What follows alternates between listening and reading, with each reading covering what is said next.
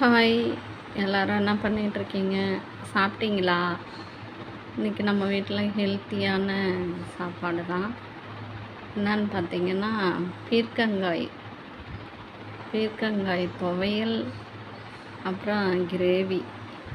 ஒன்றும் இல்லை, சிம்பிளாகவே செய்யலாம். வெங்காயம், தக்காளி, பூண்டு, பச்சை மிளகாய் நல்லா வதக்கிட்டு பீர்க்கங்காயை போட்டு நல்லா வதக்கிக்கோங்க.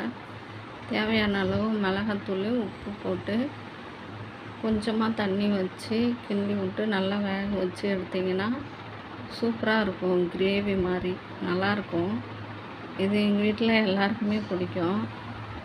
எங்களுக்கு இட்லி, தோசை, சாப்பாடு எல்லாத்துக்குமே சாப்பிட்லாம். நல்லாயிருக்கும், ரொம்ப டேஸ்ட்டாக. சாப்பாடோட இட்லி, தோசைக்கு, சப்பாத்திக்கெலாம் இன்னும் நல்லா டேஸ்ட்டாக இருக்கும். நீங்கள் வேணும்னா ட்ரை பண்ணி பாருங்கள்.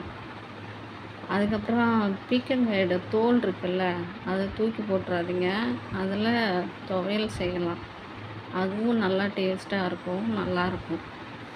தோல் நல்லா அலசிட்டு எடுத்து எண்ணெய், பூண்டு, மிளகு, சீரகம், பீர்க்கங்காயோட தோல், காஞ்ச மிளகாய், அதுக்கப்புறம் கொத்தமல்லி தழை, கொஞ்சமாக புளி போட்டு நல்லா வதக்கிடுங்க. வதக்கிட்டு ஆற வச்சு அரைச்சி அதுக்கப்புறம் திரும்ப எண்ணெய் ஊற்றி கடுகு போட்டு தாளித்து வச்சுருங்க.